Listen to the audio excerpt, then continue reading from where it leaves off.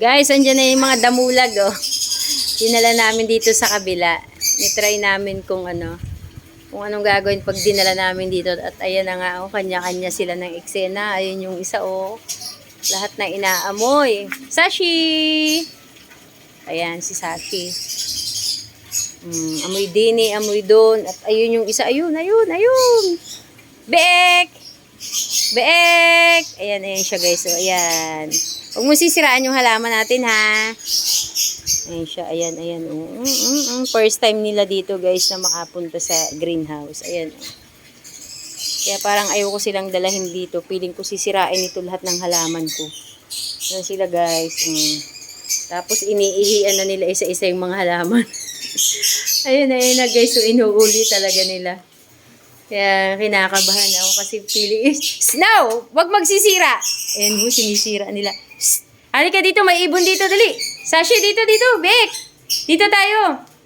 Ayan guys, sisirain. Teka lang. Halika. Dito, doon tayo masisira ang halaman ko dyan. Halika na. Dito tayo. Dito na tayo, Bek! Bek! Dito tayo, Bek! Bek, dito tayo, halika na!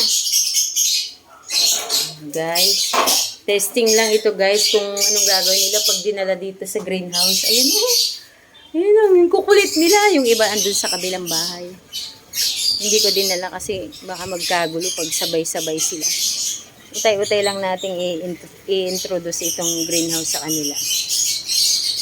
Sa susunod na araw yung ibang aso naman. Ayan na sila, oh. Hindi sila natigil, guys. Ang kinakatakot ko, inaano nila yung arwana, baka mabasag yung bubog. Yun, ang kulit. Ang kulit itong dalawang. Mag-ina ito, guys. Itong nanay ay yung husky. Itong baby, ayan yung lalaki si Beek. Ano yan? Crossbreed ng Pinoy. Nababahan ng Pinoy ko yung husky. Ayan, oh. Ito yung baby nila. Diba, parang husky din. Ayan yung mother. Sashi! Ako maamoy na ng kung ano-ano. Sashi! So, ayan. Mukha namang nai-enjoy nila dito, guys. Huwag lang nilang dadambahan yung arwana. Ayan. Tsaka huwag lang magsisira ng aking mga halaman. Ay, huwag magsisira ng halaman natin. Pasyal-pasyal lang, ha? So guys, hanggang dito na lang. I-share ko lang sa inyo ang kaganapan ng aking dalawang dog ngayon. At mukhang natuwa naman sila dito sa greenhouse, guys. Sa ibang araw naman, yung ibang dogs ko naman ang ipapasyal ko dito. Hindi kasi pwedeng sabay-sabay. Baka magkagulo sila.